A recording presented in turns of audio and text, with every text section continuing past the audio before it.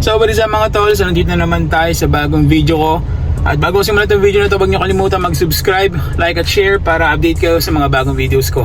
So as of now, nandito tayo sa Samshell. So malamang familiar ng mga taga Cavite dito at mga car guy dito, no? So ayun yung Samshell. Ayan, so nakapark tayo ngayon dito. And pupunta tayo sa Yume Stance kay Kuya Sunny dahil ipapa-re-silicone ko yung ducktail ko sa likod dahil umangat yung saan ba yun? Sa right side. Pakita ko sa inyo. So ayan, napakatupid ni Rola ngayon, no? Pero ito, so ditong side na to nakadikit na siya guys. Pero dito sa side na to tapat na siya ngayon dahil mainit. Pero ayun, umangat na siya guys. So yan yung ipapaayos natin kay Kuya Sunny. So may kita nyo sa clip na yon na lapat ngayon siya, hindi siya nakaangat dahil mainit. Kasi dahil ano yun, gawa sa plastic yun. So pag naiinitan siya, lumalambot. So lumalapat siya. Pero kapag umuulan, tas hindi gaano kainit yung paligid, umaangat siya talaga, tumitikwas siya. So ayun, kailangan natin i-re-silicone para lumapat siya lalo. So ayun, magsi-CR lang ako dito sa Samshell and diretso tayo kay Kuya Sunny. So let's go! So ayan, nandito na tayo kay Kuya Sunny. Shop ni Kuya Sunny. Ay sisimulan na si Rola.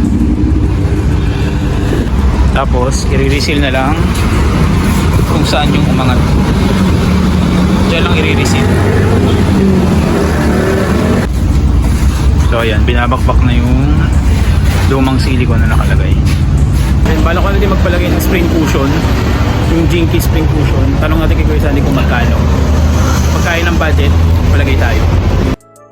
So dito kay Kuya Sandy, may kita nyo makakabili kayo dito ng mga second hand na mags and tires. So ito, Velos mags yan. And ito yung mga second hand na tires. Pwede nyo bilhin yan if ever na kailangan nyo. And meron dito original na Advan na mags na tri-spoke. Napakaganda. Nagbebenta rin sila ng mga tie copy na mags. So yan yung mga nakadisplay. Minsan nagbebenta rin sila ng mga rota na mags. Dito naman tayo sa loob ng shop ni Kuya Sunny. So may kita dito yung iba't ibang klase ng accessories, mga steering wheel, busina, wipers, lug nuts, and mga batteries, intakes, and lahat ng accessories. Tinutungan na ng battery para lumapat na yung ducktail natin. Dito may kita natin merong Works na mags. Di ko lang sure kung original pero may Watanabes and T37. And dito naman may mga radiator and mga halos lahat ng mga accessories na kailangan nyo sa auto nyo meron sila. May kita nyo dito na tanggal na yung battery and nakalapat na yung ducktail natin. So may kita kayong mga residues. So pag natuyo yan, madali nang tanggalin yan. So ito na nga, meron nga silang Jinky cushion. So ayan, nilagay na ni Kuya, na-install na sa springs natin. Ayan yung Jinky cushion para hindi mag-bottom yung spring natin. Lalo na kapag meron tayong sakay sa likod. Dito naman yung sa right side nalagay na ni Kuya. So ilalagay na lang yung mags natin para maibaba na ni Kuya yung kotse natin.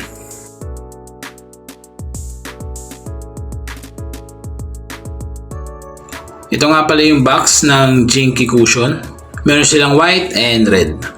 So ayan, nailapag na si Rola and medyo tumaas yung likod natin pero pag may umupo na sa likod, magsasettle pa naman yan and bababa pa ng konti yan. Ayan yung Jinky cushion. Ito naman yung sa left side, pakita ko sa inyo. So ayan yung Jinky cushion na nilagay sa left side natin. Yan. So ayan, tapos na gawin si Rola, nalagay na yung Jinky cushion at nadikit na yung ducktail natin. So pakita ko sa inyo. So kita pa siya. Ayan, yun yung Jinky cushion natin.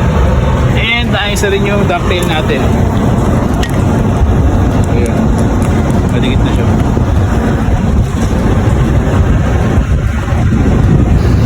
So yun yung itsura ni Rola ngayon. Ayan. So lahat na nagastos natin sa mga pinagawa natin kay Rola is 1.8 sa Jinky cushion. Tapos yung sa pag reseal ng ating ducktail is, or resilicone is 250 lang. So yun. So dito ko natatapusin tong video na to. Don't forget to subscribe, like, and share. And see you on my next video mga tol. Peace!